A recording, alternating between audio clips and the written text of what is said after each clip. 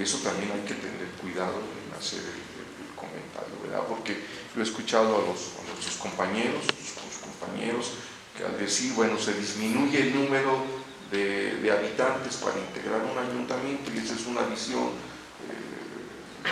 pues restrictiva. Es posible en cuanto a la cantidad, pero no en cuanto a las funciones de los propios ayuntamientos como tales. Ahí me gustaría escuchar tu opinión y pues felicitarte nuevamente por tu trabajo, y además felicitarte por tu incorporación a la Academia Mexicana de la Historia. Eso dignifica no solo tu persona, tu esfuerzo, sino nos sentimos parte. Ahora estamos representados ahí nosotros, ¿no?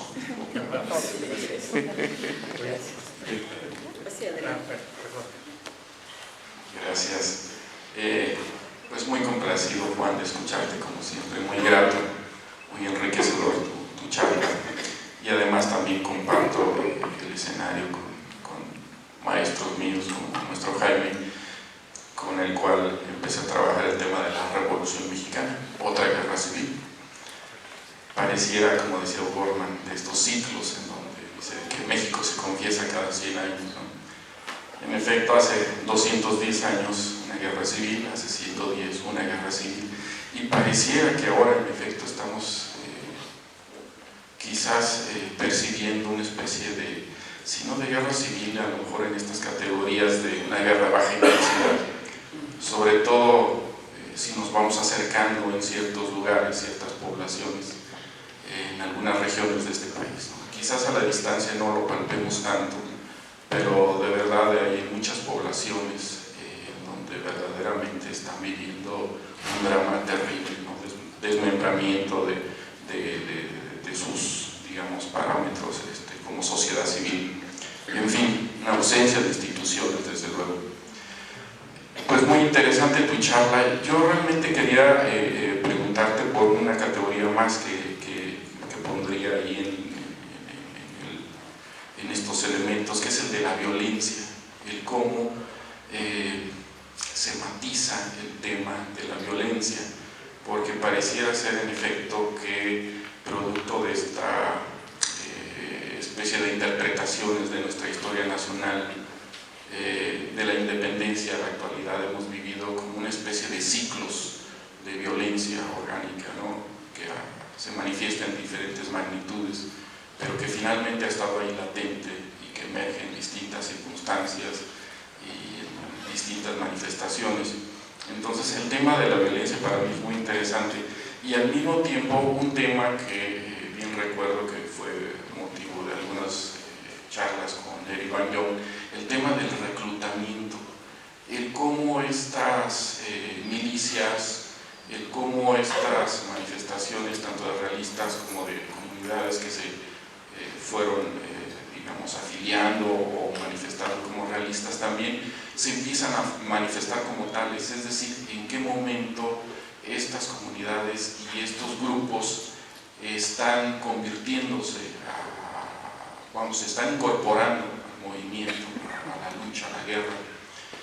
Para mí es muy interesante, desde luego, insisto, porque con Van Jong él defendía mucho la doble tesis, ¿no? De la etnicidad y la religiosidad como parte de estos motores que de alguna manera llevaron a los civiles a incorporarse en distintas formas a la guerra civil. Entonces, a lo mejor sí me agradaría un comentario de tu parte al respecto, ¿no? Y desde luego también felicitarte por tus logros. Yo le comentaba hace unos momentos a la doctora Tere Cortés, nuestra directora, que propiamente en esta universidad, ya como fruto de un trabajo de historiadores en este sentido, ya a partir de la fundación de la Escuela de Historia, tenemos como 40 años con trabajos académicos muy notables, y me parece que tu presencia en buena manera es como patentizar precisamente ese trabajo académico que se ha realizado desde entonces por historiadores formados en esta misma universidad. Así que bienvenido, y desde luego también nos complace tu visita. Muchas gracias.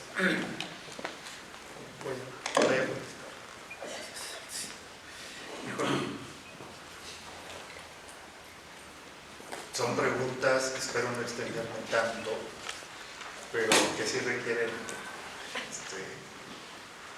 pues tengo que hablar, ¿no? Miren, en primer lugar, yo sí les quiero proponer que cambiemos de foco. Todas las historias que nos han contado, o de lo que hemos hablado, es una historia contada desde la Ciudad de México. Me voy a ver muy regionalista, pero no me importa. También he hecho historia de la Ciudad de México, también la conozco, pero generalmente, y tiene que ver con el tema de la primera mitad del siglo XIX. Siempre hablamos de quién llega al poder y demás, y las provincias, estados, no existen. Entonces, siempre la historia oficial es muy centrista, muy centrista. Y ahí sí le debemos mucho a don Luis González, que impulsó toda esta historia regional, esta historia local, donde empiezan a surgir estudios en contraposición a esta historia oficial nacional centrista, y tenemos que explicarla desde otra perspectiva. En este sentido está el tema de la Primera República.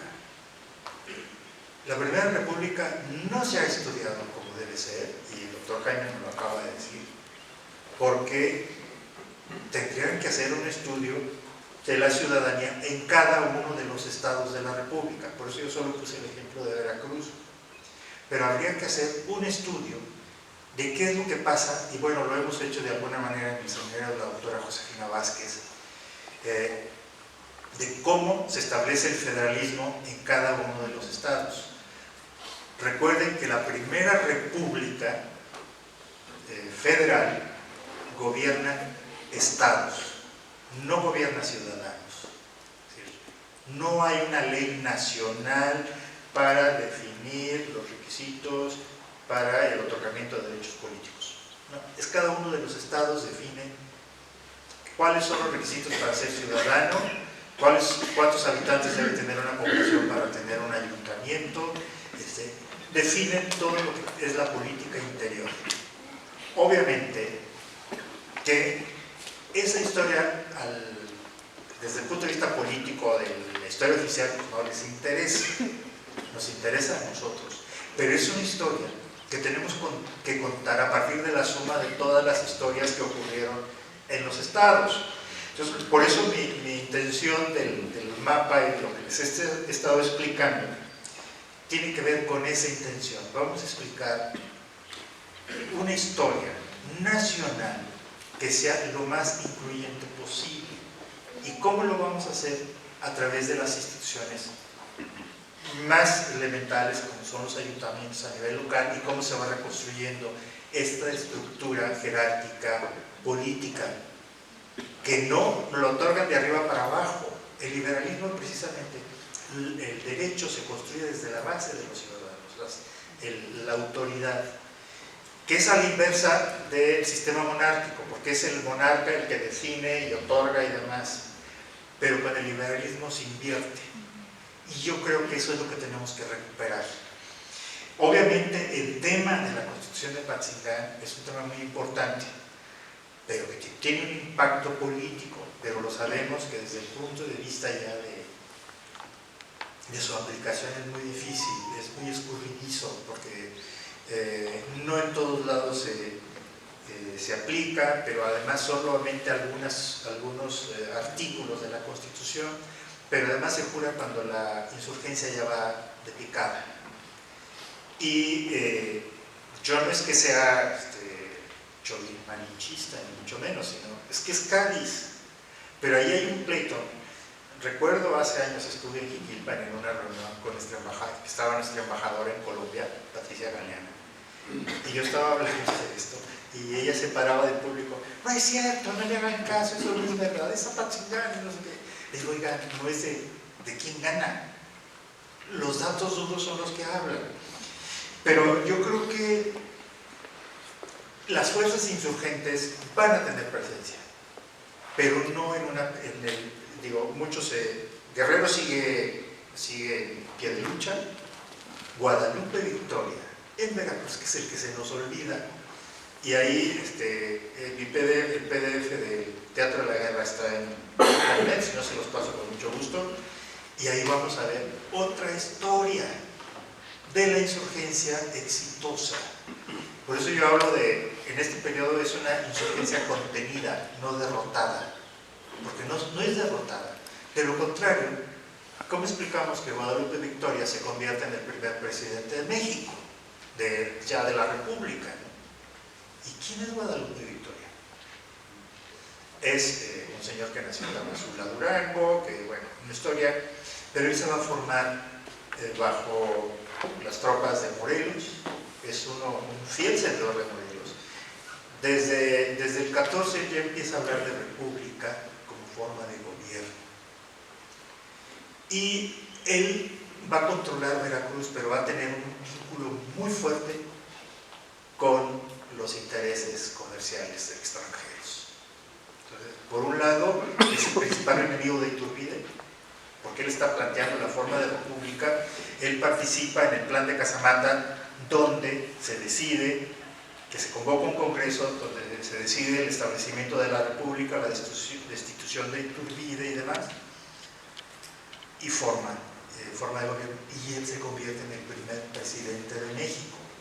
Entonces ahí es donde vemos cómo la insurgencia emerge, que Iturbide la quiso reprimir, contener, y esto lo vemos cuando intentaron formar el ejército.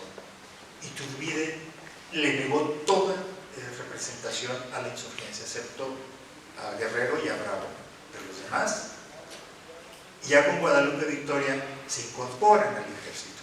Entonces sí es una historia que hay que contar, pero que tenemos que ir entresacando, o sea, no es tan fácil, es mucho trabajo, pues. Pero cuando uno empieza a contar esta historia y la complejiza y demás, pues se hace más interesante, y no es mecánica, no es de esto, lo otro y demás, ¿no? Entonces, yo creo que ahí es donde sí aparece el tema de la insurgencia, y donde sí vemos estos principios que sí existieron y que sí van a estar presentes. Luego, el tema de la etnicidad y la religiosidad, Eric Manyón hace una historia cultural, y sí, es más que nada, y yo lo que he intentado es ver cómo funciona desde el punto de vista estructural, no tanto ir por el rollo cultural. La sensación que a mí me queda después de leer a Manyón es de que no queda nada, que la gente va expresando sus inquietudes y demás, y no queda nada.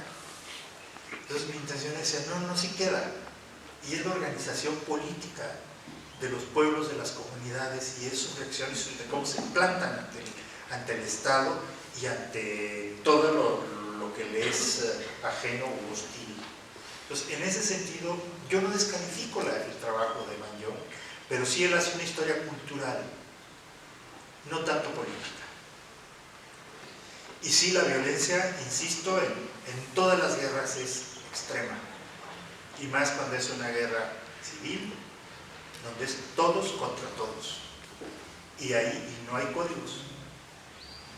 Y sí, a veces se presentan casos donde hay conflictos étnicos. Por ejemplo, en el caso de Veracruz he encontrado ejemplos de negros que atacan pueblos de indios para saquearlos.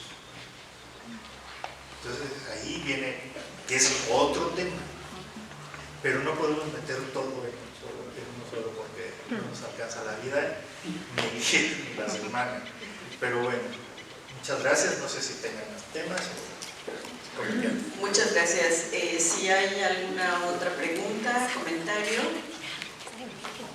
Si no es así, vamos a darle las gracias al doctor Juan Ortiz Escamilla por compartir el día de hoy con nosotros esta conferencia inaugural del semestre PAR 2020, y por parte de la dirección pues le damos la constancia de haber estado con nosotros. Muchas gracias, Juan. ¿Sí? Muchas gracias.